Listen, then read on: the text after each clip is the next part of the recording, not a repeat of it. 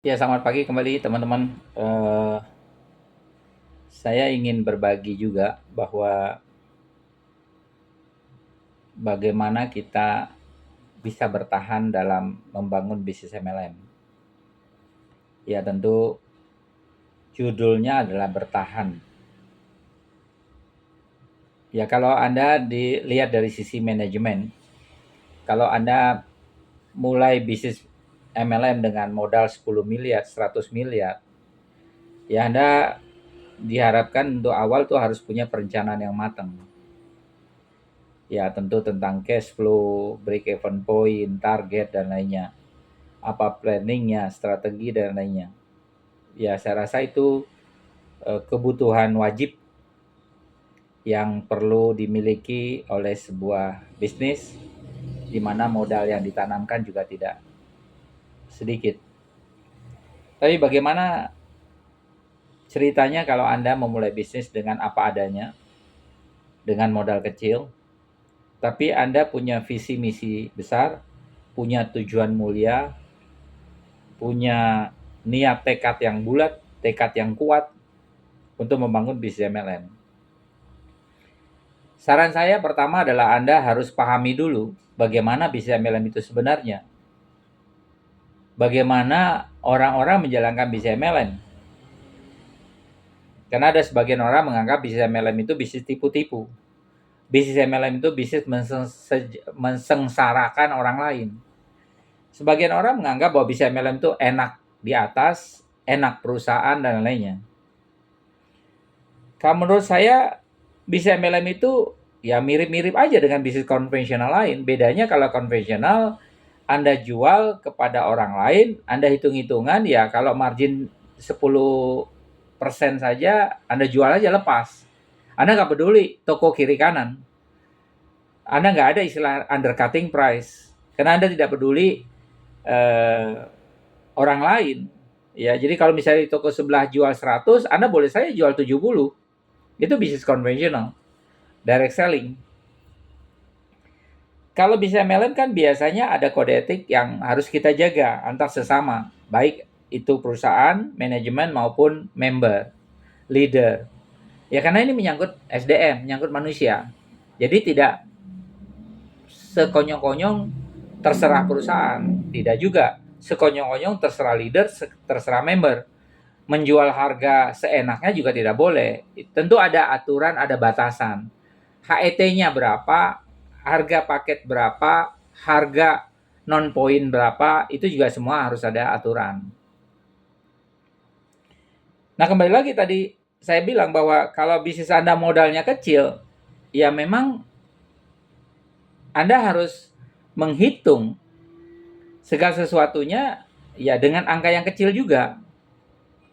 Faktor risikonya juga kecil dan keuntungannya juga kecil. Karena itu harus sebanding. Ya, berapa break even point-nya, angkanya, berapa targetnya, dan lainnya, ya semua serba kecil. Karena memang modal Anda kecil. Nah, yang membuat perbedaan adalah visi misinya. Jangka panjangkah, besarkah, dan lainnya. Karena perusahaan-perusahaan besar dan perusahaan kecil, itu kan start awalnya berbeda-beda. Kalau perusahaan kecil, ya Anda sendiri aja kelola. Yang penting ada konsep, bayar IT, punya produk, share kemana-mana, jadi. Ya target Anda yang menentukan sendiri. Target Anda yang tahu berapa pencapaian Anda, berapa break even point-nya. Karena Anda yang tahu. Anda tahu berapa cost operasionalnya. Beda dengan perusahaan besar. Tentu perusahaan besar itu karyawannya, sewa gedungnya, operasional kantornya, marketingnya, dan lainnya. Dan termasuk promonya. Ya kapan dia harus balik modal, berapa uang untuk promonya. Saya pernah tahu perusahaan luar negeri ke Indonesia, teman saya jadi direktur, dia menghabiskan uang per bulan itu berapa ratus juta, bahkan miliar, hanya untuk promosi, bikin acara, dan lainnya, selama 2 tahun. Ya, ada. Apakah tercapai maksud dan tujuannya? Ya kembali lagi. Apakah Anda menemukan orang yang tepat untuk sesuai dengan target tujuan Anda, ya kembali lagi. Nah, sekarang kita bicara bisnis kecil. Kalau Anda join bisnis 200.000, menurut saya itu bisnis kecil. Karena nothing tulus. Anda dapat produk, Anda konsum. Kalau Anda menganggap bahwa produknya kurang bagus, bisnisnya nggak tepat, ya udah nggak usah jalankan. 200.000 nggak ada ruginya. Terus selama ini kalau Anda perokok, 200.000 saya rasa habis hanya dalam waktu 1, 2, 3 hari. 200.000. Kalau Anda traktir teman, mungkin satu kali traktir selesai 200.000. Jadi nothing tulus.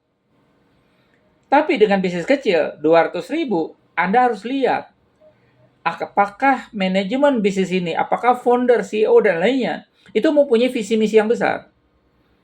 Apakah Anda perhatikan komitmen, persistensi dari bisnis tersebut, itu bisa berjalan panjang nggak? Saya pernah memperhatikan bisnis yang awalnya mulai 175, 225, 275, 375, 350, naik 500, 600 ribu, dan bahkan 1 juta. Ya dia berubah terus. Kenapa? Karena bisnis kecil tadi dia makin banyak member, makin besar pengeluaran, dia harus develop. Karena ada biaya yang harus dikeluarkan. Karena bisnis kecil, pernah ada bisnis kecil namanya, bisnis sabun lah ya. 100.000 dapat 3. Konon kabarnya sampai 2 juta ID. Dalam 2 tahun. Bahkan masuk majalah MLM yang terkenal. Atau majalah-majalah lain yang terkenal. Bikin acara 2 kali di gedung dan biayanya cukup besar. Tapi 2 tahun mati kok. 2 tahun berhenti. Alasannya ya harus ngurus izin CUPL dan lain-lainnya. Jadi harga paketnya tidak lagi 100.000, dia naik menjadi 250.000. Tapi yang harus diperhatikan ada syarat-syarat yang harus dipenuhi untuk pada waktu mendapatkan bonus. Waktu itu minimal transfer itu 250.000.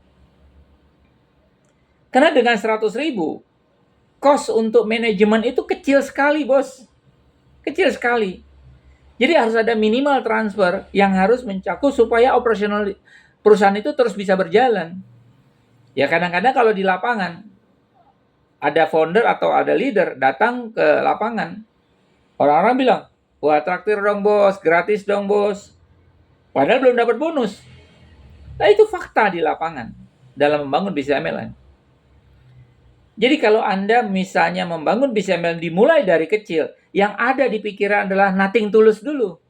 Ada nggak ada ruginya 200.000? Nothing tulus dulu. Toh saya dapat produk, bukan money game. Nggak usah pusing dengan konsep, cukup jelimet konsep pun juga nggak ada gunanya.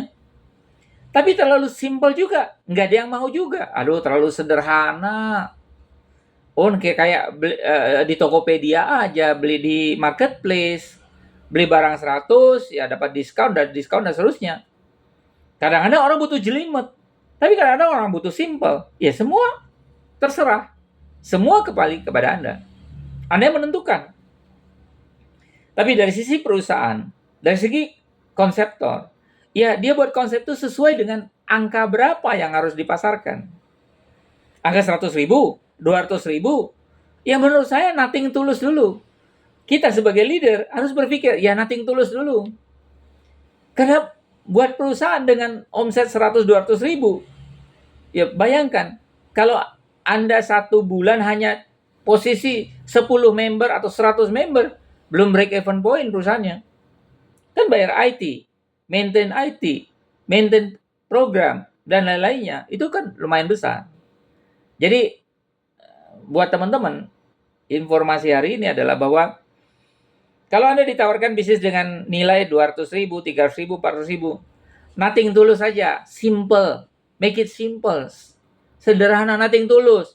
Toh saya dapat produk, kalau misalnya bisnisnya nggak jalan, ya sudahlah.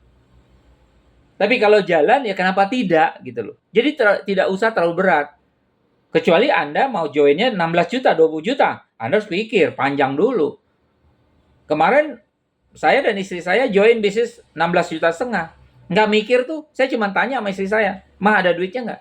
Ada. Ya udah beli, join.